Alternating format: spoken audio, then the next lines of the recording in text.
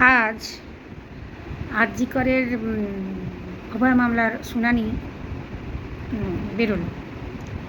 তো এই শুনানি শুনে মনে হচ্ছে ভাই কিসের শুনানি হচ্ছে এটা? ধর্ষণ মামলার শুনানি না আন্দোলন যাতে না হয় এই ব্যবস্থা নেওয়ার শুনানি? ব্যাপারটা কি হলো?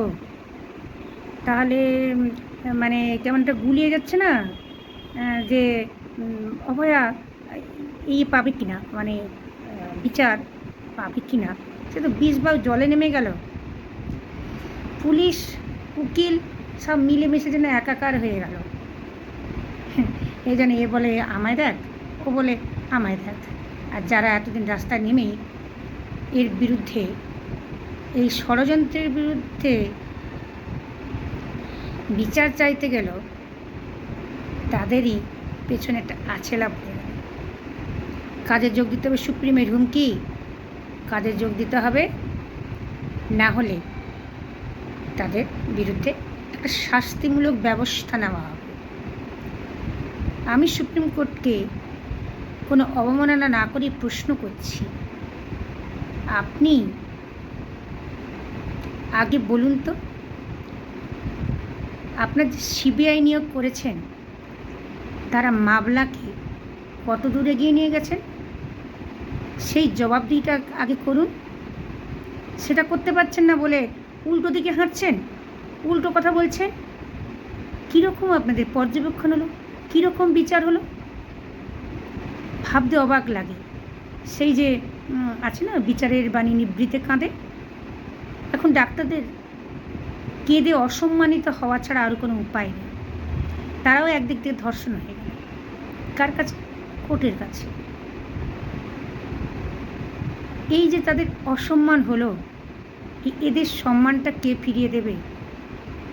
পুলিশ ছিল, প্রশাসন ছিল, এবার সুপ্রিম কোর্টও তাদের বিরুদ্ধেই হাঁটলেন। তাদের সঠিক নিরাপত্তার কোনো রাস্তা না দেখিয়ে অস্থায়ীভাবে কেন্দ্রীয় নিরাপত্তা বাহিনীকে নিয়োগ করে একটা রাস্তা খোঁজার চেষ্টা করল। কিন্তু তারা পেলেন কি? 1 মাস হয়ে গেল, সেই রাস্তাটা তারা এখনও দেখাতে পারলেন না, অথচ ডাক্তারদেরকে শাস্তির রাস্তাটা দেখিয়ে দিলেন। বাহ, খুব ভালো বিচার। এরপরে ডাক্তাররা কি করবেন? সুপ্রিম কোর্টে হুমকির কাছে মাথা নত করে দেবে? না, এই কোর্টের বিরুদ্ধে গিয়ে আরও বিশাল আকারে আন্দোলন তারা শুরু করবেন নিজেদের সম্মান, অভয়ের সম্মান রক্ষা করার জন্য। সেটাই এখন দেখার বিচার। তারা কি করবেন সেটা তাদের ব্যাপার। আমরা কিন্তু ডাক্তারদের এই আন্দোলনে তাদের পাশে আছি। তারা যদি আন্দোলন চালায় মানসিকভাবে, শারীরিকভাবে, যেভাবে আমাদের সম্ভব আমরা তাদের পাশে থাকব। আন্দোলন জারি থাকবে, এই আমার বক্তব্য। আর কিছু বলার ছিল না।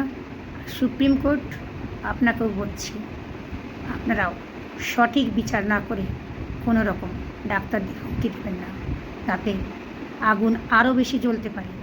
মানুষের রায়ের কাছে আদালতের রায় কিচ্ছু নয়। মানুষের রায়ের কথা চিন্তা করে দেখুন। কাজ অনেক দিন পড়ে আছে, অসুবিধা নেই, কিন্তু বিচারটা বড় জরুরি, বড় জরুরি।